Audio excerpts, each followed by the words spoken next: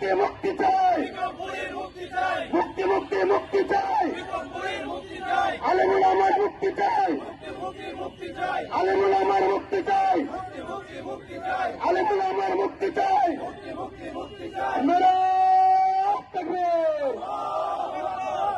সংগ্রামী সাথী বন্ধুগণ ও মিডিয়ার বন্ধুগণ, সকলকে আন্তরিক ধন্যবাদ জানিয়ে আমরা আজকের মানববন্ধন সমাপ্ত। আরো বলতে চাই, মাছরাঙ্গা নিউজ একই দিনে অর্থাৎ গত দুদিন আগে 27শে ডিসেম্বর এই বিস্ফোরণ নিয়ে তারা প্রতিবেদন করেছে। তারা বলছে যে গিজার বিস্ফোরণে পুরো ফ্ল্যাটের ভয়াবহ অবস্থা। এখন আমার প্রশ্ন হলো, যদি গিজার বিস্ফোরণে ফ্ল্যাটের অবস্থা ভয়াবহ হয়, তাহলে গিজার বিস্ফোরণ বোমার বিস্ফোরণ হয়ে গেল কিভাবে? প্রথম আলোকে অপসাংবাদিকতার কৈফিয়ত দিলে, নাকি প্রথম আলো এলিট শ্রেণী হয়ে গেছে, তাদের কোনো ধরনের কৈফিয়ত দেওয়া লাগে না? এই প্রশ্ন আমাদের থাকবে। একই সাথে আমি আরো একটা ব্যাপার বলতে চাই, এই বোমার বিস্ফোরণে কেরানীগঞ্জের দুদিন আগে উম্মুল কুরা আন্তর্জাতিক বা ইন্টারন্যাশনাল যে প্রতিষ্ঠানের ঘটনাটা ঘটেছে, সেখানে গ্রেফতার দেখানো হয়েছে এক শ্রেণীর নিরীহ ইসলামপন্থী, তাদের নাম করে এখানে বলা হয়েছে জেএমবি সদস্য। এবং এই জেএমবি সদস্য যে কয়জনের নাম বা ছবি প্রকাশ করেছে, তাদের ছবি আমরা 2017 সালে ফতুল্লা থেকে র্যাব কর্তৃক তাদেরকে গ্রেফতার হতে আমরা দেখেছি। এখন প্রশ্ন হলো, 2017 সালে যে জেএমবি সদস্যরা বোমার বিস্ফোরণ ঘটিয়ে কোথাকার নারায়ণগঞ্জে হোক বা অন্য কোথায় হোক, তারা যেভাবে হোক তারা গ্রেফতারের শিকার হয়ে গেছে, সে একই আসামিরা 2025 সালে এসেও কিভাবে আসামি থেকে যায় এবং তারা 2025 সালে উম্মুল কুরা আন্তর্জাতিক মাদ্রাসায় হিফজ প্রতিষ্ঠানে তারা একইভাবে বোমার বিস্ফোরণ ঘটায়। মানে এটা কিভাবে সম্ভব? কাকতালীয় ভাবে এটা কোনোভাবে সম্ভব বা এই ধরনের কার্য হতে পারে? এই ধরনের মানে মিথ্যারোপকে আমরা এখন বিশ্বাস করব? সুতরাং মিডিয়ার ভাইদের কাছে আমাদের প্রশ্ন থাকবে, আপনারা বস্তুনিষ্ঠ সংবাদ প্রচারের জন্য শপথ নিয়েছেন এই দেশের মানুষের কাছ থেকে। আপনারা যদি বস্তুনিষ্ঠ সংবাদের আড়ালে জুলুমের উপর দোষ চাপিয়ে দেওয়ার অপরাজনীতিকে আপনারা প্রতিষ্ঠা করেন, তাহলে আপনাদের কাছে প্রশ্ন থাকবে, হাসিনার চরিত্রকে আপনারা এই দেশে আবার পুনরায় প্রতিষ্ঠা করতেছেন। আপনাদের বিরুদ্ধে আমরা অবশ্যই দাঁড়াবো, এদেশের তৌহিদি জনতা দাঁড়াবে। আমাদের এই দাঁড়ানো কখনোই মব হিসাবে আপনারা আখ্যা দিবেন, এটা আমরা মেনে নিব না। এই বলে আমি আমার কথা শেষ করছি। ওয়াখিরু দাওয়ানা আলহামদুলিল্লাহি রাব্বিল আলামিন। বিসমিল্লাহির রহমানির রহিম। আসসালামু আলাইকুম ওয়া রাহমাতুল্লাহ। আমার মনে হয় যে একই কথা রিপিট করার তো মনে হয় প্রয়োজন নেই। ভাই মোটামুটি অনেক গুরুত্বপূর্ণ কথাগুলো বলে ফেলেছেন। আমি তার সকল কথার সাথে একমত পোষণ করে অল্প দু একটা কথা বলবো। একটা কথা হলো যে মব বলা হচ্ছে, মব, তাই না? মব কখন হয় এটার ব্যাপারে সিম্পল একটা সত্য কথা বলি। আরবিতে একটা কবিতা আছে, ইযা ইয়াইসাল ইনসানু তালা লিসানু কাসিন্নাউরি মাগলুবিন ইয়াতাসাল্লাবু আলাল কালব। মানে হলো, মানুষ যখন হতাশ হয়ে পড়ে তখন তাদের জিহ্বা বড় হয়ে যায়, মানে অনেক কথা বলে। কাসিন্নাউরি মাগলুবিন, পরাজিত বিড়াল। যদি আপনি বিড়ালের উপর অনেক আক্রমণ করে, পরাজিত বিড়াল যেমন বাঘের উপর আক্রমণ করে বসে। বুঝতে পেরেছেন? আজকের কি হয়েছে? আজকের এই দেশের দুর্বল নাগরিক, এই যে আলেম ওলামারা, এই যে মাদ্রাসার ছাত্ররা, এই যে ইসলামপন্থী জনগণ, যারা এই রাষ্ট্রের দুর্বল নাগরিক, এই দুর্বল নাগরিকের উপরে রাষ্ট্র, এস্টাবলিশমেন্ট, এই প্রথম আলো, ডেইলি স্টার গণ, ভারতীয় আধিপত্যবাদী শক্তিসমূহ সকলে মিলে তাদের উপরে একের পর এক জুলুম, অত্যাচার, নির্যাতন, নিপীড়ন কন্টিনিউয়াসলি তাদের উপরে এটা চলছে। আজকের যখন তাদের মধ্য থেকে কেউ কখনো এই জুলুম নির্যাতন সহ্য করতে করতে করতে আর পারতেছে না, তখন সে অনেক সময় রিয়াক্ট করে আক্রমণ করে বসে। And that what is mob. সুতরাং এই যে তার প্রতিক্রিয়া, এইটাকে ততক্ষণ পর্যন্ত আপনি বন্ধ করতে পারবেন না যতক্ষণ পর্যন্ত ইন দি ফার্স্ট প্লেস আপনার যে জুলুম, নির্যাতন, অন্যায়, অত্যাচার, অবিচার যুগের পর যুগ ধরে এই কাঠামোগতভাবে এই ইসলাম পদ্ধতির উপর করে আসা হচ্ছে, এটা যদি বন্ধ না করা হয়, তাহলে সত্যিকারের আইন শৃঙ্খলা রক্ষা করা সঠিকভাবে এটা কি হবে না, সম্ভব হবে না। এটা একটা ন্যাচারাল কনসিকুয়েন্স। আপনি যদি কারো উপরে জুলুম করতে থাকেন তাহলে সে তো কি করবে, মাঝে মধ্যে রিয়াক্ট করে ফেলবে। এই রিয়াক্ট করার কোনো ব্যাকরণ নাই, আইন কানুন নাই, ঠিক আছে? সে উল্টাপাল্টা করে ফেলতে পারে। এটা একটা ব্যাপার। দ্বিতীয় যে কথাটা আমরা আপনাদেরকে বলতে চাচ্ছি, যে দেখেন, ঢাকা থেকে ট্রেন চিটাগং যায়, চিটাগং থেকে ঢাকা আসে, তাই না? বলেন তো কি পাল্টায়? ট্রেনের ড্রাইভার পাল্টায়। ট্রেনের ড্রাইভার পাল্টায় না? পাল্টায়। কিন্তু ট্রেন নিয়ে ড্রাইভার কি রাস্তায় উঠতে পারে? এই মানে বাই রোডে এই বাসের রাস্তায় উঠতে পারে? পারে না। ট্রেনকে ট্রেনের রাস্তাতেই চলতে হয়, ঠিক না? এর বিকল্প নাই। তো রাষ্ট্রে, একটা রাষ্ট্র কেবলমাত্র এর শাসক পরিবর্তনের দ্বারা সবকিছু পরিবর্তন হয় না। এইটা রাষ্ট্রের জামা জুতা, আপনার একটা বাসের যেরকম ড্রাইভার থাকে, একটা ট্রেনের যেরকম ড্রাইভার থাকে, দেশের রাজনীতিবিদরা মূলত এরকম ড্রাইভার কিংবা একটা ট্রেনের ড্রাইভার, ঠিক আছে? তো রাজনীতিবিদ পরিবর্তন হলে দেশ পরিবর্তন হয়ে যায় না। শাসক পরিবর্তন হয়ে গেলে দেশ পরিবর্তন হয়ে যায় না। আপনি ড্রাইভার পরিবর্তন করে দিলে ট্রেন কি আপনি নদীতে চালাইতে পারবেন? ট্রেন কি আকাশে উড়াল দিতে পারবেন? ট্রেন কি রাস্তা চালাইতে পারবেন? পারবেন না। ট্রেন আপনাকে ট্রেনের লাইনেই চালাইতে হবে। সুতরাং এই যে রাষ্ট্র ব্যবস্থা, এটা একটা ট্রেনের মতন, এর একটা কাঠামো আছে, এর একটা নির্দিষ্ট রাস্তা আছে। এই রাষ্ট্র এই রাস্তাতেই চলবে, বুঝতে পারছেন? এই জন্য আমরা যারা আশা করতেছি যে অমুক শাসক আসলে তমুক শাসক আসলে এই রাষ্ট্র ব্যবস্থার চরিত্র পরিবর্তন হয়ে যাবে, এটা ভুল। এটা টোটালি ভুল। যতক্ষণ পর্যন্ত আপাদমস্তকে রাষ্ট্র কাঠামো পরিবর্তন না হবে, গোটা রাষ্ট্র ব্যবস্থাকে পরিবর্তন করে এর মূল যে ফিলোসফি, এই রাষ্ট্রের যে মূল দর্শন, মূল ব্যবস্থা মৌলিকভাবে যদি এর পরিবর্তন না হয়, তাহলে এই শাসক পরিবর্তনের দ্বারা কখনো এই রাষ্ট্রের পরিবর্তন হবে না। শাসক পরিবর্তনের দ্বারা তো হবে না। আপনি দেখেন এই জুলাইয়ে এই প্রায় 2000 মানুষ জীবন দিয়েছে, 30,000 মানুষ পঙ্গু হয়েছে। রাষ্ট্রের চরিত্রে পরিবর্তন হয়েছে? হয় নাই। তাহলে আপনি কেবল একটা নির্বাচন দ্বারা কিভাবে আপনি রাষ্ট্রের চরিত্রে পরিবর্তন আশা করেন? এটা কখনো সম্ভব না। রাষ্ট্রের পরিবর্তন কেবল তখনই সম্ভব যখন আপনি একটা ইসলামী বিপ্লবের মাধ্যমে এই রাষ্ট্র কাঠামোর আমূল ব্যবস্থা পরিবর্তন করে নতুন করে রাষ্ট্রকে নির্মাণ করবেন। সুতরাং সেই বিপ্লবের প্রতি আপনাদের সকলকে আহ্বান রেখে আমি আমার বক্তব্য এখানে শেষ করছি। আসসালামু আলাইকুম ওয়া রাহমাতুল্লাহি ওয়া বারাকাতুহু। যেহেতু আসরের সময় চলে না, আমি সংক্ষিপ্ত করব। এ পর্যায়ে বক্তব্য নিয়ে আসবেন আজকে মানববন্ধনের সম্মানিত সভাপতি ও দেশের মহান কারামুক্ত আন্দোলনের সম্মানিত যুগ্ম সাধারণ সম্পাদক মাওলানা মোহাম্মদ ইসহাক খান। কথা হল, অত্যন্ত দুঃখের সাথে বলছি, আজকে মাওলানা মুফতি জসিমউদ্দিন রহমানী হাফিজাহুল্লাহর উপর বোমা হামলা করা হয়েছে। এমন একজন গুরুত্বপূর্ণ ব্যক্তি, এদেশের সর্বজন শ্রদ্ধেয় এবং পরিচিত মানুষ, একজন আলেমী দ্বীন, তিনি তার বাসার সামনে তার ব্যক্তিগত কাজ পরিচালনা করার জন্য গেলেন।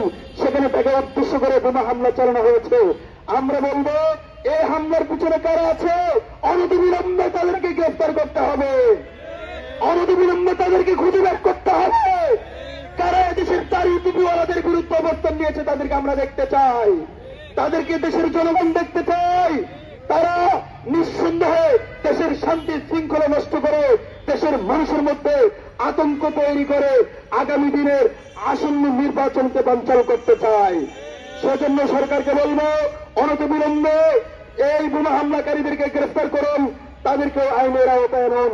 সর্বোপরি কথা হল, উসমান হাদিকে হত্যা করা হয়েছে আজকে অনেক দিন হয়ে গেল, এখনো পর্যন্ত হাদি হত্যার বিচার চেয়ে শাহবাগ সারা বাংলাদেশে আন্দোলন চলছে। প্রশাসন এত সক্ষমতা রাখে, এত ক্ষমতা রাখে, তারা যাকে তাকে গ্রেফতার করে ফেলতে পারে। বিক্রমপুরীকে প্রশাসনে গ্রেফতার করতে পারে, আইনুল হক কাসিমকে গ্রেফতার করতে পারে। তাদের এতই ক্ষমতা, এতই পাওয়ার, এই পাওয়ার কেন হাদির হত্যাকারীদের ব্যাপারে কাজ করে না? এখনো পর্যন্ত কেন হাদির হত্যাকারীরা মৌলিক যারা কাজ করেছে তাদেরকে শনাক্ত করে তাদেরকে গ্রেফতার করতে পারলো না? এর ব্যর্থতা তারা কেন ঢাকার জন্য ওনারাই কেন মনে করে তারা গ্রেফতার অভিযান চালায়? আমরা সুস্পষ্টভাবে প্রতিবাদ জানিয়ে রাখলাম এবং নিন্দা জ্ঞাপন করলাম, আর চূড়ান্ত দাবি করলাম, উসমান হাদি হত্যাকারীদেরকে গ্রেফতার করতে হবে, রহমানী সাহেবের উপর হামলাকারীদেরকে গ্রেফতার করতে হবে এবং বিক্রমপুর এবং আইনুল হক কাসিমকে দ্রুত মুক্তির ব্যবস্থা করতে হবে।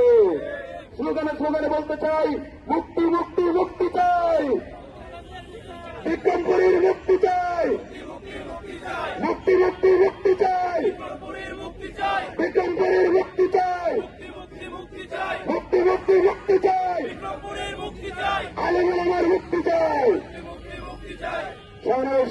বন্ধুগণ, আইনে কারাগারে দেওয়া হয়েছে। এখানে মিডিয়াকেও কেন পরে খবর দেওয়া হলো, আর মিডিয়াও কেন পরে উল্লেখ করলো বা পরে প্রকাশ করলো? ডিটেনশন আইনে তাকে গ্রেফতার করা হলো। আমরা কাশিমপুরে সাক্ষাৎ করতে গেলাম, সেখানে গিয়ে শুনলাম যাদেরকে ডিটেনশনে গ্রেফতার করা হয় তাদেরকে দেখা করতে দেওয়া হয় না, পরিবারের সাথে সাক্ষাৎ করতে দেওয়া হয় না। তো ঠিক আছে, পরিবারের সাথে কথা বলতে দেওয়া হয় না। অন্যান্য অপরাধী যারা, তারা যদি পরিবারের সাথে কথা বলতে পারে, তারা যদি পরিবারের সাথে সাক্ষাৎ করতে পারে, তাহলে ডিটেনশনে আতাউর রহমান বিক্রমপুরীকে রাখার পরে কেন তাকে সাক্ষাৎ করতে দেওয়া হলো না? কেন তার পরিবারের সাথে এখনো পর্যন্ত যোগাযোগ করতে দেওয়া হচ্ছে না? আমরা জানতে চাই। সংগ্রামী সাথী ও বন্ধুগণ, এই আতাউর রহমান বিক্রমপুরীকে গ্রেফতার করে আমরা পরবর্তী সময় জানতে পেরেছি নিরাপত্তাজনিত দোহাই দিয়ে তাকে বাংলাদেশের সীমান্ত দ্বারা একেবারে দিনাজপুরে পাঠানো হয়েছে। যে লোকটার বিরুদ্ধে মামলা নাই, তার বিরুদ্ধে ওয়ারেন্ট নাই, তাকে কোন ধারায় মামলা দেওয়া সম্ভব হয় না, এমন একজন জুলাই যোদ্ধাকে একটা ডিটেনশনে আটক করা হয়েছে, আবার তাকে দিনাজপুরে কেন পাঠানো হলো? পরিবারকে হয়রানি করার জন্য তাকে দিনাজপুরে পাঠানো হয়েছে। শুধু তাই নয়, এই আতাউর রহমান বিক্রমপুরীর ডিটেনশনের কাগজ উড়ানোর জন্য আমি গাজীপুরে বারবার ঘুরেছি, তার পরিবার লোকেরা বারবার ঘুরতেছে। এখনো পর্যন্ত কোন অফিসে তার ডিটেনশনের কাগজ আছে এটা কেউ অস্বীকার করে না। থানা বলে তাদের কাছে নাই, জেলগেট বলে তাদের কাছে নাই, কোর্টে আছে, কোর্ট বলে তাদের কাছে নাই, ডিসি অফিসে আছে। আজকে ডিসি অফিসে পাঠানো হয়েছে, এখনো পর্যন্ত খবর আসে নাই ডিসি অফিস আবার কার দোহাই দিবে। তো তাকে ডিটেনশনে গ্রেফতার করা হলো, এই ডিটেনশনের কাগজ কোথায় আছে এখনো পর্যন্ত রাষ্ট্র দিচ্ছে না, লুকোচুরি করছে কেন? শুধুমাত্র তার পরিবার এবং এই ইসলামপন্থীদেরকে হয়রানি করার জন্য এই অপকর্ম করা হচ্ছে। আমরা বলব, কিসের ডিটেনশন, কিসের বিশেষ আইন? অনতি বিলম্বে এই ডিটেনশন বাতিল করে, এই আইন, এই ডিটেনশন বন্ধ করে অনতি বিলম্বে আতাউর রহমান বিক্রমপুরীকে মুক্তির ব্যবস্থা করা হোক। নতুবা এদেশের মানুষ পুনরায় যেভাবে স্বৈরাচারের বিরুদ্ধে আন্দোলন করেছিল, সেই আন্দোলন কিন্তু তারা দেখতে শুরু করেছে। তারপরে বলতে চাই, প্রথম আলো এবং ডেইলি স্টারে কে বা কারা হামলা করেছে, এই হামলার একটা নাটক সাজিয়ে ধারণা করে সরকার যাকে মনে চায় তাকে ব্যাপকভাবে গণগ্রেফতার করছে। মাওলানা আইনুল হক কাসেমীকে গ্রেফতার করা হলো, আরো নামে বেনামে পরিচিত অপরিচিত গ্রামের সাধারণ মানুষকে পর্যন্ত গ্রেফতার করা হচ্ছে। ইতিমধ্যে বহু মানুষকে গ্রেফতার করা হয়েছে। কেন? আমি দেখেছি যেদিন নাকি প্রথম আলোতে অগ্নিতে আগুন জ্বালানো হয়েছিল, ওই দিন প্রশাসনের লোকেরা দাঁড়িয়েছিল, ওই দিন পুলিশের লোকেরা, বিজিবির লোকেরা, সেনাবাহিনীর লোকেরা দাঁড়িয়েছিল। তারা কেন তখন সেই আগুন যারা লাগায় তাদেরকে প্রতিহতের ব্যবস্থা করলো না? তারা দাঁড়িয়ে দাঁড়িয়ে আগুন লাগিয়েছে, আর এটাকে কেন্দ্র করে ইসলামপন্থীদেরকে ব্যাপকভাবে গণগ্রেফতারের পায়তারা চালাচ্ছে। আমরা বলবো, এ বিপ্লব সংগঠিত করেছে এদেশের তাওহীদি জনতা। তাওহীদি জনতাকে যদি আবার খেপিয়ে দেওয়া হয়, যারা তাওহীদি জনতার ব্যাপারে বিরুদ্ধ অবস্থান নিবে, আমরা যদি দেশের জনগণকে সাথে নিয়ে তাদের বিরুদ্ধ অবস্থান নিতে বাধ্য হব। যেভাবে মাওলানা আতাউর রহমান বিক্রমপুরীকে বিশেষ আইনে গ্রেফতার করা হলো, যেভাবে মাওলানা আইনুল হক কাসেমীকে গ্রেফতার করা হলো, সেই প্রসঙ্গে আপনারা জানেন মাওলানা আতাউর রহমান বিক্রমপুরী একজন জুলাই যোদ্ধা। তিনি দেশের বিভিন্ন প্রান্তে, বিভিন্ন জেলায় যেখানে মানুষ অন্যায়ভাবে জুলুমের শিকার হয়, সেখানে তিনি বৈষম্যহীন কারামুক্তি আন্দোলন সহ বিভিন্ন ব্যানারের মাধ্যমে তিনি মানুষের পাশে গিয়ে দাঁড়াতেন। এক কথায় অসহায়ের সহায় হতেন, মাজলুমের পাশে দাঁড়াতেন। এমন একজন মানবিক লোক ও মানবাধিকার কর্মী হলেন মাওলানা আতাউর রহমান বিক্রমপুরী। একই সাথে তিনি যখন জুলাই আগস্টের আন্দোলন করেন, তারপর থেকে যারাই বিগত স্বৈরাচারের আমলে অন্যায় ও জুলুম এই জাতির উপর করেছিলেন, তাদের বিরুদ্ধে তিনি মুক্ত কণ্ঠে কথা বলেছেন, অন্যায়ের প্রতিবাদ করেছেন। প্রথম আলো জাতির সাথে যে গাদ্দারি করেছে, দেশ ও মানবতার বিরুদ্ধে তাদের যে অবস্থান ছিল, সেগুলো সম্পর্কে তিনি জাতিকে সবসময় সজাগ ও সচেতন করতেন। কিন্তু অত্যন্ত দুঃখজনক ব্যাপার হলো, এই যে গত কিছুদিন আগে গাজীপুরে আসামুনিকে ধর্ষণের ঘটনায় এবং গাজীপুরে ইমাম মহিবুল্লাহ মিয়াজিকে কেন্দ্র করে তিনি যে তাদের পাশে দাঁড়িয়েছিলেন, এর পরপরই গাজীপুরের এক পুলিশ কর্মকর্তা তিনি তার মনের খায়েশ প্রকাশ করেছিলেন, যদি নির্বাচিত সরকার থাকতো তখন তিনি আতাউর রহমান বিক্রমপুরীকে ব্রাশ ফায়ার করে হত্যা করে ফেলতেন। সেই অভিপ্রায় একজন পুলিশ কর্মকর্তা অন দ্য ডিউটি তিনি প্রকাশ করেছিলেন। এর কিছুদিন পরেই যখন এই প্রথম আলো থেকে বেকারে আগুন জ্বালিয়েছে আর বাংলাদেশে শহীদ বীর উসমান হাদিকে হত্যার ঘটনায় বাংলাদেশ উত্তাল হয়ে আছে, এমন এক সময়ে রাতের বেলা তখন মাওলানা আতাউর রহমান বিক্রমপুরী নরসিংদী থেকে মাহফিল করে বাগেরহাটের উদ্দেশ্যে রওনা হলেন। তখন নরসিংদী জেলার শিবপুর উপজেলার এটাখোলা অঞ্চল থেকে সাদা পোশাকধারী লোকেরা তাকে জোরপূর্বক বাস থেকে নামিয়ে দস্তবস্তি করে গায়ে বেদক আঘাত করে টর্চার করে সাদা গাড়িতে উঠিয়ে নিয়ে মাওলানা আতাউর রহমান বিক্রমপুরীকে গুম করে ফেলে। তারপরের দিন যখন আমরা তার কোনো সন্ধান না পেয়ে ফেসবুকে সবাইকে সচেতন করতে লাগলাম, মানুষের সহযোগিতা কামনা করতে লাগলাম, তখন ওই শিবপুর উপজেলার ইটাখোলা অঞ্চলে কিছু লোক প্রত্যক্ষদর্শীরা আমাদেরকে জানান যে আতাউর রহমান বিক্রমপুরীকে সাদা পোশাক পরিচয়ে ডিবির লোকেরা তুলে নিয়ে গেছে। আমাদের কথা হলো এই ইন্টারিম সরকার গঠিত হওয়ার পরে, গুম কমিশন গঠিত হওয়ার পরে স্বরাষ্ট্র উপদেষ্টা বলেছিলেন বাংলাদেশে আর কোন মানুষকে গুম করা হবে না, বাংলাদেশ থেকে গুম বিদায় নিয়ে নিয়েছে। তারপরেও এই সাদা পোশাক পরিহিত লোকেরা কেন আতাউর রহমান বিক্রমপুরীকে গুম করেছে? স্বরাষ্ট্র উপদেষ্টা বলেছিলেন আর কাউকে বিনা ওয়ারেন্টে বিনা অপরাধে সাদা পোশাক দেয়, সাদা পোশাক পরে এরকম ইউনিফর্ম ছাড়া কাউকে গ্রেফতার করা হবে না। 1 বছর এখনো যায় নাই, সেই স্বরাষ্ট্র উপদেষ্টা এখনো পরিবর্তন হয় নাই, ইন্টারিম এখনো আছে। তথাপি কেন এই সাদা পোশাক পরিহিত অবস্থায় বিনা ইউনিফর্মে, এই বিনা অপরাধে, বিনা আইনে, বিনা মামলায়, বিনা ওয়ারেন্টে কেন আতাউর রহমান বিক্রমপুরীকে তথাকথিত বিশেষ আইনে গ্রেফতার করা হল? আমরা তথাকথিত বিশেষ আইন সম্পর্কে আর কাউকে তো সাধারণত গ্রেফতার করতে দেখি নাই। একবার এক মডেলকে গ্রেফতার করা হয়েছিল, তখন সকল সুশীলরা জেগে উঠেছিল। কিন্তু যখন এই তথাকথিত আইনে মাওলানা আতাউর রহমান বিক্রমপুরীর মতো একজন আলেমকে গ্রেফতার করা হয়, তখন সুশীলদের মুখে আর কোন বক্তব্য আসে না। সংগ্রামী সাথী বন্ধুগণ, শুধু গ্রেফতার করেছে তাই না, গ্রেফতার করা হয়েছে, তাকে কোথাও কোনো মিডিয়াতে দেখানো হয় নাই। তারপরে যখন আমরা প্রত্যক্ষদর্শীদের সাক্ষাৎ এবং বক্তব্য ব্যাপকভাবে প্রচার করতে লাগলাম, তখন পরের দিন দুপুরবেলা কোন মিডিয়ায় প্রকাশ করেছে আতাউর রহমান বিক্রমপুরীকে গ্রেফতার করা হয়েছে। মাত্র 30% টাকায় জমির মালিক হয়ে নতুন বাংলাদেশের গড়ে তোলার স্বপ্ন দেখা বাংলা বসতি। নাটক সাজানো হয়েছে আরেকখানে, আমরা বলেছি আমরা তো ওই জায়গা চিনিও না, বলে চিনতে হবে না, শুধু জানলেই হবে। তো এইভাবে আমাদেরকে বিভিন্ন ষড়যন্ত্র করে বিগত 17 বছর পর্যন্ত আমাদেরকে বিভিন্নভাবে জুলুম নির্যাতন করা হয়েছে।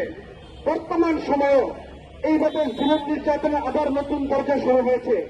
এই জন্য আমি বলবো যে শুধু সরকারের কাছে আবেদন জানিয়ে নয়, আমাদের ওলামায়ে কেরামদেরকে, দিনদারদেরকে আমাদেরকে সতর্ক হতে হবে যাতে করে আজকে নতুন করে আবার নাটক দেখতেছি বিভিন্ন মাদ্রাসাতে বোমা বিস্ফোরণ। তো আমার ধারণা এই জন্য আমাদের আহ্বান জানাবো যে মাদ্রাসা ওয়ালাদেরকেও সতর্ক অবলম্বন করতে হবে, নিজেদের মাদ্রাসায় পাহারাদার নিয়োগ করতে হবে এবং নিজেদেরকে, আমি বহু আগেই বলেছি, বেফাক সহ আমাদের বড় বড় যে সমস্ত মাদ্রাসাগুলো আছে, এই মাদ্রাসাগুলো আলাদা নিজস্বভাবে নিজেদের পাহারাদারির ব্যবস্থা করতে হবে এবং ওলামায়ে কেরামদেরকেও সরকার আজকে স্বরাষ্ট্রমন্ত্রী ঘোষণা দিয়েছে যদি কেউ নিরাপত্তাহীনতা ভোগ করে তাহলে তাকে অস্ত্রের লাইসেন্স দিবে বা বিভিন্ন ব্যবস্থাপনা করবে। তা আমাদের যে সমস্ত ওলামায়ে কেরাম আজকে জসিমউদ্দিন রহমানী শিকার হয়েছেন, কালকে হয়তো হারুন হেজার হবে অথবা অন্যদিন অন্য কোনো ওলামায়ে কেরাম হবে। এজন্য মাদ্রাসার মুহতামিম দলীয় সংগঠক যারা আছে তাদেরকে বলবো নিজস্ব নিরাপত্তার জন্য আমরা যেন অবশ্যই সরকারের যে সুযোগ দেওয়া আছে লাইসেন্স করা অস্ত্র নেওয়া অথবা যে কোনো ভাবে আমরা যেন আমাদের ব্যবস্থাপনা করি। সাথে যারা পেশ করে আইনুল হক কাসিমি ভাই, আতাউর রহমান বিক্রমপুরী ভাই, ওনাদের সহযোগিতার জন্য আমরা সম্মিলিতভাবে এগিয়ে আসি। আমরা যদি রসুলের ইতিহাস দেখি, একজন মাত্র ওসমানকে মক্কায় হত্যা করার বদৌলতে মানে হত্যা করেছে এই সংবাদ পাওয়ার কারণে আল্লাহ রসুল সাল্লাল্লাহু আলাইহি ওয়াসাল্লাম হুদাইবিয়ার স্থানে বায়াত গ্রহণ করেছিলেন, রসুল পাক হোসেন সীমা থেকে লাফ দিয়ে বেরিয়ে আসছেন, নিজের গর্দানে থাপ্পড় দিয়ে ঘোষণা করছেন, ওয়ালা ইন আবাউ লা উকাতিলান্নাহুম হাত্তা তানফিরাতি সালিফাতি, ওই সত্তর কসম যার কুদরতি হাতে আমার জান, যতক্ষণ পর্যন্ত উসমানকে মুক্ত করা না হবে, উসমানকে স্বাধীন করা না হবে, ততক্ষণ পর্যন্ত আমরা মদিনার দিকে অগ্রসর হব না। সাহাবায়ে কেরাম শপথ নিয়েছিলেন। আজকে আমাদের শপথ নেওয়ার সময় এসেছে যে আমাদের ভাইদেরকে অন্যায়ভাবে কোন ধরনের নোটিশ ছাড়া বিশেষ আইনে তাদেরকে গ্রেফতার করা হবে, আর আমরা নিশ্চুপ বসে থাকবো, এটা হতে পারে না। এজন্য প্রতিবাদ জানাবো। সাথে সাথে আমি বলবো তাদের পরিবারগুলোর প্রতি আমরা খেয়াল রাখবো। আল্লাহ সুবহানাহু ওয়া তাআলা আমাদেরকে তাদের সহযোগিতায় আইনি ব্যবস্থা নেওয়ার এবং আমাদেরকে সার্বিক প্রস্তুতি গ্রহণ করার তৌফিক দান করেন। আমিন। ওয়া আখির দাওয়ানা আলহামদুলিল্লাহি রাব্বিল আলামিন। প্রিয় উপস্থিতি, এই পর্যায়ে বক্তব্য নিয়ে আসছেন হাফেজ মাওলানা সাইফুল ইসলাম, যুগ্ম সাধারণ সম্পাদক, বৈষম্যহীন কারামুক্তি আন্দোলন। আসসালামু আলাইকুম ওয়া রাহমাতুল্লাহি ওয়া বারাকাতুহু। কয়েকটি পয়েন্টে কথা বলবো। প্রথমত, এদেশের রাষ্ট্রনীতি অথবা শাসন ক্ষমতার যে ধারাবাহিকতা আমরা দেখতেছি, এটার একটা অন্যতম বৈশিষ্ট্য আছে। কিছু একটা হলেই কোনো ধরনের অপরাধ কাণ্ড সংঘটিত হবে, এর দোষ কার উপর চাপানো যাবে। আমাদের দেশের প্রশাসন বলেন, ক্ষমতার যে রাজনীতি অথবা পালাবদল দেখবেন, ক্ষমতার যে অপব্যবহার, তাদের যে হর্তাকর্তা আছে, এরা সবসময় একটা মূলনীতির উপর টিকে থাকে। তারা বলতে চাই বা বোঝাতে চাই যারা দুর্বল আছে তাদের উপর দোষ চাপিয়ে দাও। আমি একটা ছোট্ট উদাহরণ দেই। দুদিন আগেও আমাদের 24 পরবর্তী সময়ে যখন আমরা দেখেছি শিবির এবং বিএনপির মধ্যে খুব বেশি বিরোধ চলতেছিল, তখন বিএনপির আমরা ছাত্র দলের দায়িত্বশীলদের মধ্য থেকে এমন আচরণ দেখেছি, তারা বলতেছিল যে শিবিরের উপর দোষ চাপিয়ে দাও। এর মানে শিবির তখনও পর্যন্ত দুর্বল ছিল। গত 1 বছরে শিবির অনেকটা এখন স্টাবলিশ। এখন শিবিরের উপর আর দোষ চাপানো যায় না, এখন দোষ চাপানো যায় নিরীহ তাওহীদপন্থী ইসলামী জনতার উপর, এবং এই মূলনীতির উপরই তারা ঠিকই আছে। যদি মদকে উস্কে দেওয়ার কারণে আতাউর রহমান বিক্রমপুরী অথবা আইনুল হক কাসেমীদেরকে গ্রেফতার করা হয়, তাহলে তো প্রশ্ন আসবেই, এই মদকে উস্কে দিয়েছে সালাউদ্দিন আম্মারের মতন রাকসুর জিএস যারা, তারা এই মদকে উস্কে দিয়েছিল সার্জিস এবং নাসিরউদ্দিন পাটোয়ারিরা। তারা সুস্পষ্ট ভাষায় হাজির মৃত্যুর পরবর্তী সময়ে পোস্ট দিয়েছিল যে 24-এর বিপ্লবে যে কাজটা এখন অপূর্ণাঙ্গ রয়ে গেছে, সেই কাজটাকে আমাদের এখন পূর্ণাঙ্গ করতে হবে। বিপ্লবকে পূর্ণাঙ্গ করার নাম করে তারা যে মব উস্কে দিয়েছিল, তাদেরকে কেন গ্রেফতার করা হয় না? কেন এই নিরীহ ইসলামপন্থী আতাউর রহমান বিক্রমপুরী এবং কেনই বা আইনুল হক কাসেমীদেরকে গ্রেফতার করা হচ্ছে এবং এখনো পর্যন্ত তাদেরকে ডিটেনশন আইনে আটক করে রাখা হয়েছে? তার কৈফিয়ত আমরা এই দেশের প্রশাসনের কাছে চাইব। আমি আরো একটা প্রসঙ্গ আপনাদের কাছে তুলে আনি। প্রথম আলো এবং ডেইলি স্টার সম্পর্কে ইসলামপন্থীদের উপর মবের দায় চাপানো হয়। প্রথম আলো গত 27শে ডিসেম্বর 2025, দুদিন আগে এই যে একটা প্রতিবেদন করেছে, যেখানে সুস্পষ্ট তারা বলছে কেরানীগঞ্জে বিস্ফোরণে উড়ে গেল মাদ্রাসার কক্ষ, বোমা তৈরির সরঞ্জাম উদ্ধার। একটা মাদ্রাসার কক্ষে বোমার বিস্ফোরণ ঘটেছে। প্রথম আলোর দাবি মাদ্রাসার কক্ষ পর্যন্ত উড়ে গেছে। আমি সেই প্রতিবেদনটা পুরোটাই পড়েছি। সেখানে বাড়িওয়ালির সাক্ষাৎকার পর্যন্ত নেওয়া হয়েছে। বাড়িওয়ালি বলেছেন যে এই প্রতিষ্ঠানে 35 থেকে 50 জনের মতন শিক্ষার্থী ছিল। একই সাথে এই প্রতিষ্ঠান গত 3 বছর আগে মুফতি হারুন নামে একজন আলেম এটাকে আমাদের কাছ থেকে ভাড়া নিয়ে এই মাদ্রাসাটা প্রতিষ্ঠা করেছেন। আমরা আমাদের জুলকারনাইন সাহেব সহ অনেককেই দেখছি এখানে মুফতি হারুন বলতে আমাদের সাহেব হারুন ইজারের উপর দোষ চাপিয়ে দিচ্ছেন। কোথাকার কোন হারুন একটা ভবন ভাড়া নিয়েছে, সেটার দায়ভার শুধুমাত্র হারুনকে কেন্দ্র করে মুফতি হারুন ইজারের উপর দোষ চাপানো কোন ধরনের সাংবাদিকতা, নাকি এটা প্রকৃত অর্থে অপসাংবাদিকতা? এর জবাবদিহি আপনাদের করতে হবে। আজকের এই অনুষ্ঠান থেকে আমরা সুস্পষ্ট দাবি জানাচ্ছি, এই দেশে কাঁপতে মেরে থাকা আওয়ামী ফ্যাসিবাদের দালালদেরকে বের করতে হবে। শহীদ শরীফ ওসমান হাদির হত্যাকারীকে অনতিবিলম্বে গ্রেফতার করতে হবে। আমরা দেখেছি মিডিয়ার মাধ্যমে 200 কোটি টাকার উপরে তাকে কারা কারা টাকা পাঠিয়েছে, কাদের সাথে লেনদেন করা হয়েছে, সেই নামগুলো গোপন করার চেষ্টা করা হচ্ছে। আমরা অনতিবিলম্বে আইন শৃঙ্খলা বাহিনীর কাছে বলবো, আপনারা দ্রুত এই ঘটনায় কারা অর্থায়ন করেছে, কারা পেছন থেকে কলকাঠি নেড়েছে, কারা এই হত্যাকাণ্ডের কুশীলব, প্রত্যেককে আইনের আওতায় আনতে হবে এবং পার্শ্ববর্তী ইন্ডিয়াকে পরিষ্কারভাবে আলটিমেটাম দিয়ে ইন্ডিয়ার মধ্যে কাঁপতে বেড়ে থাকা বাংলাদেশের সকল স্বৈরাচার এবং খুনিদেরকে গ্রেফতার করে সরকারের কাছে বাংলাদেশে তাদেরকে হস্তান্তর করার দাবি তুলতে হবে। সংগ্রামী তাওহীদ জনতা, আজকের এই অনুষ্ঠান থেকে এই দাবিগুলো আমরা আপনাদের কাছে উত্থাপন করলাম। আপনারা প্রত্যেকে সতর্ক হবেন, প্রত্যেকে সজাগ হবেন। ইনশাআল্লাহ সুম্মা ইনশাআল্লাহ আমরা যদি ঐক্যবদ্ধ হতে পারি সকল জুলুমের বিরুদ্ধে, জালিমদের বিরুদ্ধে এবং মাজলুম ভাইদের পক্ষে আমরা যদি সজাগ এবং সচেতন হতে পারি, তাহলে ইনশাআল্লাহ সুম্মা ইনশাআল্লাহ এই দেশেও অচিরেই ইনসাফের দেশ প্রতিষ্ঠিত হবে, ইসলামিক শরিয়া এই দেশে কায়েম হবে, প্রত্যেকটা মানুষের নিরাপত্তা অচিরেই এই দেশেও বাস্তবায়ন হবে ইনশাআল্লাহ। নাসরুম মিনাল্লাহ ওয়া ফাতহুন করিব ওয়া বাশশিরিল মুমিনিন।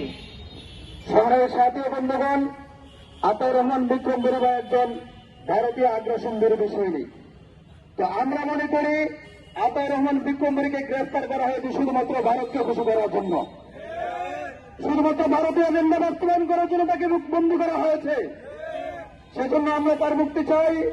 আমরা বলতে চাই, নারায়ে তাকবীর, দিল্লি না ঢাকা, দিল্লি না ঢাকা, মুক্তি মুক্তি মুক্তি চাই, বিক্রম বড়ুয়ার মুক্তি চাই, মুক্তি মুক্তি মুক্তি চাই, বিক্রম বড়ুয়ার মুক্তি চাই।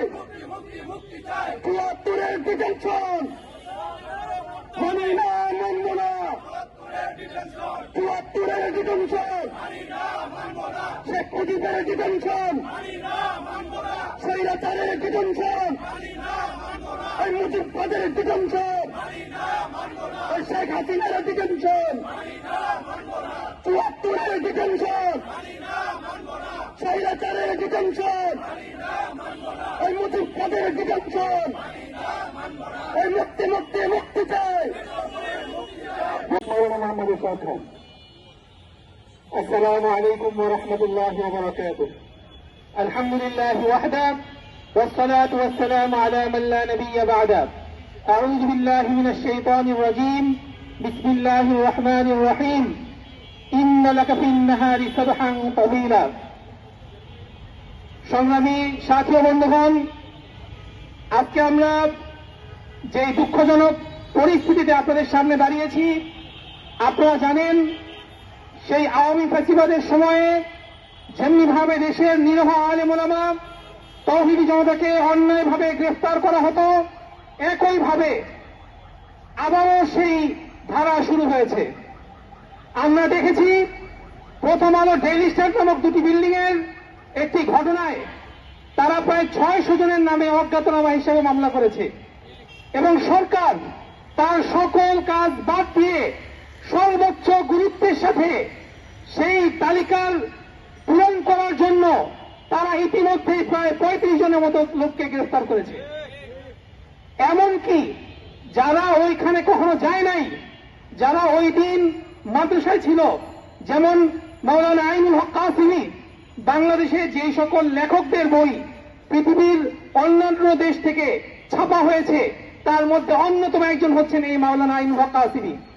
তার দুইটা বই জর্দান থেকে ছাপা হয়েছে একটা বই এবং লেবানন থেকে আরেকটা বই ছাপা হয়েছে।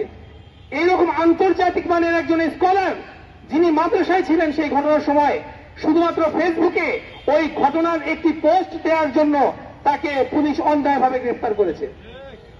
একইভাবে আমরা দেখতে পেয়েছি মাওলানা আতাউর রহমান বিক্রমপুরী নামে একজন জুলাই যোদ্ধা, যিনি দেশের আপামর মাজলুম জনসাধারণের জন্য যে কোনো বিপদের মুহূর্তে নিজের জীবনের পরোয়া না করে দাঁড়িয়ে যান, তাকে নরসিংদীতে গ্রেফতার করা হয়েছে।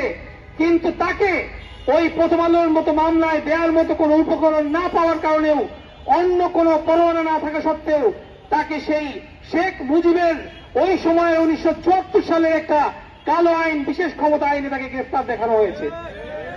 এরপরে তাকে নির্যাতন করার জন্য, কারাগারের মধ্যে তাকে নির্যাতন করার জন্য তাকে বাংলাদেশের একদম সীমান্তবর্তী একটা দিনাজপুরের মতো একটা জেলায় সেখানে চালানে পাঠানো হয়েছে। ইতিপূর্বে আওয়ামী লীগের সময় আমরা দেখেছি নাসিরউদ্দিন পিন্টুকে জেলে হত্যা করার জন্য তাকে ঢাকা থেকে একদম দূরবর্তী অঞ্চলে পাঠিয়ে দেওয়া হয়েছিল। এই জেলখানায় যে সকল বিরোধী মতের লোকদেরকে সরকার তাদের জন্য হুমকি মনে করে, তাদের নির্যাতনের জন্য, তাদেরকে জেলখানায় হত্যা করার জন্য এইরকম রাজধানী থেকে দূরে একদম নির্জন কোন জায়গায় তারা পাঠিয়ে দেয়। এটা এই রাষ্ট্রের একটা কুখ্যাত সংস্কৃতি। আমরা অনতিবিলম্বে আতাউর রহমান বিক্রমপুরীকে ঢাকার হাই সিকিউরিটি কারাগারে ফিরিয়ে আনার জন্য জোর দাবি জানাচ্ছি। আর যদি তাকে ঢাকার হাই সিকিউরিটি আপনারা কারাগারের নাম দিয়েছেন, মানে এই দক্ষিণ এশিয়ার মধ্যে সবচাইতে নিরাপদ কারাগার, এই সবচাইতে নিরাপদ কারাগার থেকে একজন ব্যক্তিকে যদি আপনারা বলেন তাকে নিরাপত্তার জন্য আমরা দিনাজপুরে পাঠিয়েছি, তাহলে আমরা দাবি তুলব এই হাই সিকিউরিটিকে লো সিকিউরিটি কারাগারের নামকরণ করতে হবে। হে আমার ভাইরা, আমরা দুঃখজনক ভাবে দেখছি আজকে সকালে শেখ জসিমউদ্দিন রহমানী হাফিজাউল্লাহকে মোহাম্মদপুরে তাকে বোমা দেওয়া হয়েছে। ইতিপূর্বে আমরা দেখেছি আমাদের পার্শ্ববর্তী সেই ইন্ডিয়া, ভারত, এই মুশরিকরা এই বাংলাদেশের তাওহীদ জনতা এবং দেশপ্রেমিকদেরকে টার্গেট কিনে নেমেছে। সেই জুলাইয়ের যোদ্ধা শরীফ ওসমান হাদিকে মাথায় গুলি করে তারা শহীদ করে দিয়েছে। এই শহীদ ওসমান হাদিকে হত্যার পরে নির্লজ্জের মতো এই ইন্ডিয়ার দালালগুলো তারা টকশের মধ্যে আনন্দ উল্লাস করেছে এবং তারা হাসনাতের নাম ঘোষণা করেছে এবং তারা বলেছে পরবর্তীতে বিভিন্ন ইসলামিক স্কলারদের মৃতদেহ আপনারা দেখতে পাবেন। আমরা তার ওই পুনরাবৃত্তি আমরা দেখছি। আমরা সরকারের কাছে বিনীতভাবে বলতে চাই, এই দেশের আইন শৃঙ্খলা রক্ষার দায়িত্ব কি জনগণকে হাতে তুলে নিতে হবে। জনগণ যদি এই দায়িত্ব হাতে তুলে নেয় তাহলে তোমাদেরকে পতন ঘটিয়ে ছাড়বে। হে আমার ভাইরা, আমি সারা দেশে যে সকল তাওহীদবাদী জনতা আছে, ইসলামিক লোকজন আছে, দেশপ্রেমিক জনতা আছে, আমি তাদের প্রত্যেককে বলছি আপনাদের পরিষ্কার বুঝে নিতে হবে এই দেশের মধ্যে আপনারাই হচ্ছেন সংখ্যালঘু, এই দেশের মধ্যে আপনারাই হচ্ছেন সবচাইতে দুর্বল। আপনাদেরকে ঐক্যবদ্ধ হতে হবে। দেশের স্বাধীনতা সার্বভৌমত্বকে অক্ষুণ্ণ রাখার জন্য আপনাদের সামনে দীর্ঘ পথ পাড়ি দিতে হবে। অনেকে ফেসবুকে বলেন যে আমরা শুধুমাত্র একটা সমাবেশ দিয়ে কি হবে, একটা সেমিনার দিয়ে কি হবে। আমি তাদেরকে বলতে চাই, আপনি মনে করবেন না যে এই পুরা রাষ্ট্রের এস্টাবলিশমেন্ট আপনার পক্ষে, আপনি দুইটা দাবি জানাবেন আর রাষ্ট্র ব্যবস্থা আপনার পক্ষে দাঁড়িয়ে যাবে। হে আমার ভাইয়েরা, আমাদের এই দাবি, এই রাষ্ট্রে ইনসাফের দাবি, এই রাষ্ট্রে ইসলামের দাবি, এগুলোকে এই বাংলাদেশের প্রত্যেকটা কাঁচা এবং পাকা করে পৌঁছে দিতে হবে। হে আমার ভাইয়েরা, আমরা দুঃখজনক ভাবে গতকালকে যে নিউজ পেয়েছি 21 তারিখে আপনার বাসিরা মিডিয়া নামক একটা মিডিয়ার ব্যক্তি, যিনি শুধুমাত্র অনলাইনে লেখালেখি করতেন, তার একদিন ফয়সাল ভাইকে ডিবি গ্রেফতার করেছে। গ্রেফতার করে তার নামে 10টা মিথ্যা মামলা দিয়েছে বলে নাউজুবিল্লাহ। কত বড় নিকৃষ্ট জালিম! যে ভাই ওই প্রথম আলোর ঘটনায় ছিল না, সে ওই সময় জিমে ছিল, তার সিসিটিভি ফুটেজ আছে, তারপরেও তাকে প্রথম আলোর ঘটনায় গ্রেফতার দেখিয়ে 10টা মিথ্যা মামলা তাকে দেওয়া হয়েছে। এবং আমরা দেখতে পাচ্ছি এই দেশের মধ্যে ইসলামপন্থী জনতাকে উস্কানি দেওয়ার চেষ্টা করা হচ্ছে। যে কোনো ভাবে এই দেশের ইসলামী জনতাকে উস্কানি দিয়ে একটা বিশৃঙ্খলা সৃষ্টি করে এই দেশের মধ্যে আবারও সেই ফ্যাসিবাদকে ফিরিয়ে আনার চেষ্টা হচ্ছে। আপনাদের সতর্ক হতে হবে। আমাদের সারা দেশে যারা এই আলোচনা দেখবেন প্রত্যেককে বলছি, আপনাদের নিজেদের নিরাপত্তার ব্যাপারে প্রত্যেককে সর্বোচ্চ সতর্কতা অবলম্বন করতে হবে। প্রত্যেকটা মাদ্রাসা, মসজিদ এবং শিক্ষা প্রতিষ্ঠানে সিসি ক্যামেরা এবং সার্বক্ষণিক নজরদারির ব্যবস্থা করতে হবে। না হলে যে কোনো সময় ওই দিল্লির প্রেতাত্মারা, ওই ফ্যাসিবাদের প্রেতাত্মারা নিজেরা একটা অঘটন ঘটিয়ে এই ওলামায়ে কেরাম মাদ্রাসাগুলোর উপরে দোষ চাপিয়ে দেওয়ার চেষ্টা করবে। আমরা প্রত্যেকে জানি এবং বুঝি, নতুন বধূর পুরান শাড়ি, নতুন বধূর পুরান শাড়ি, শাড়ি আগেরটাই, চরিত্র আগে যা ছিল এখন তাই রয়েছে।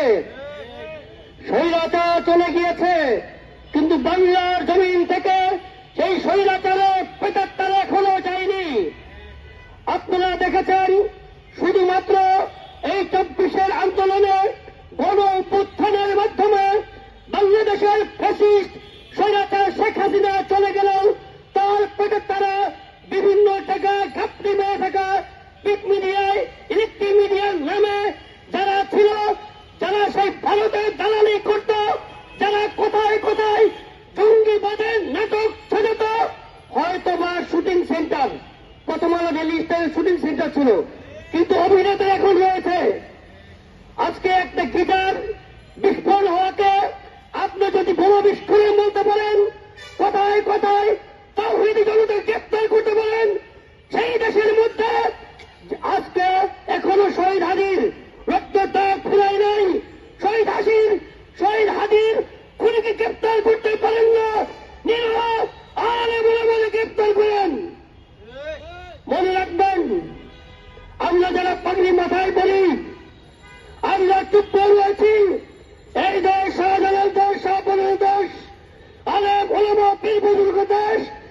দেশে ধর্মভিন্ন আলেম ওলামা কথা বলবে আর তাদেরকে কোথায় কোথায় গ্রেপ্তার করবেন।